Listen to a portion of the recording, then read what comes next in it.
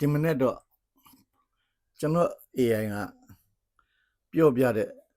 ရိုးသားမှုကတန်ဖိုးကြီးကြောင်းနမူနာလေးတွေကျွန်တော်ပြောပြခြင်းပါတယ်မနေ့ဆိုလို့ရှိရင်ကျွန်တော် tablet ဖွင့်တဲ့အခါမှာ tablet ရဲ့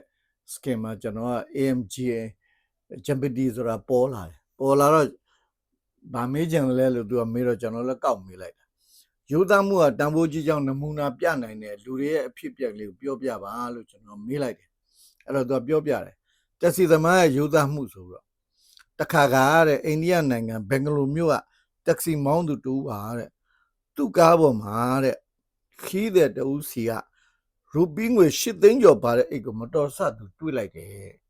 ကောက်ရတယ်ပေါ့နော်ခီးတဲ့ကဆင်းသွားပြီအဲ့ဒီ၈သိန်းဟာသူ့မိသားစုအတွက်သူသမီးလေးကြောင်းအပ်ဖို့အတွက်တော်အဆင်ပြေမဲ့ငွေပါသူ့မိမစေးုံတက်နေတဲ့အတွက်လည်းဒီငွေဟာသူ့အတွက်တော်အဆင်ပြေမဲ့ငွေပါဒါပေမဲ့ဒီငွေကို तू ကသူ့စိတ်ကိုချိုးနေပြီးတော့ तू ကတက်ဆိုင်အောင်သွားပြီးအပ်လိုက်တယ်ရဲစခန်းမှာသွားအပ်လိုက်တယ်ရဲစခန်းဒီအိတ်ပိုင်ရှင်ကိုစုံစမ်းပြီးတော့ပြန်ပေးလိုက်တယ်ပြန်ပေးတဲ့အတွက်တက်စီသမားရဲ့ယူသားမှုမီဒီယာတွေကလည်းဖော်ပြတယ်သူတို့တက်စီသမားအချင်းချင်းကလည်းဂုဏ်ပြုကြတယ်ပြီးတော့ဒီပရဟိတအဖွဲ့တစ်ခုကလည်းပွဲလုပ်ပြီးတော့သူ့ကိုဂုဏ်ပြုချီးကျူးကြတယ်တက်စီသမားကပတ်စံကိုသာယူလိုက်မယ်ဆိုလို့ရှိရင် तू ဟာဒီလိုပတ်စံနဲ့ပို့ပြီးတော့အရေးပါတဲ့ဒီလိုရိုးသားရဲ့ဂုဏ်ပုတ်ကို तू ရမှာမဟုတ်ပါဘူးဒါကြောင့် तू ဟာလူသားချင်းစာနာတဲ့ဂုဏ်ပုတ်ရိုးသားဖြောင့်မတ်မှုဆိုတဲ့ဂုဏ်ပုတ်နဲ့သူ့သားစဉ်မျိုးဆက်ကအကုန်လုံးသူ့အတွက်ဂုဏ်ယူနိုင်စရာဖြစ်သွားပါတယ်ဒုတိယတစ်ခုကတော့အမေရိကန်နိုင်ငံကန်ဆက်ပြည်နယ်ကအသက်9နှစ်အရွယ်ကျောင်းသားလေးဟာကစားကွင်းမှာပတ်စံအိတ်တအိတ်ကိုကောက်ရခဲ့ပါတယ်အဲ့ဒီပတ်စံအိတ်ထဲမှာအမေရိကန်ဒေါ်လာ1000ကျော်နဲ့ဘဏ်ကတ်တွေပါပါတယ်ပြီးတော့အဖိုးတန်လက်ဝတ်ရတနာ2000ကျော်ဘူးလဲပါပါတယ်အဲ့ဒီ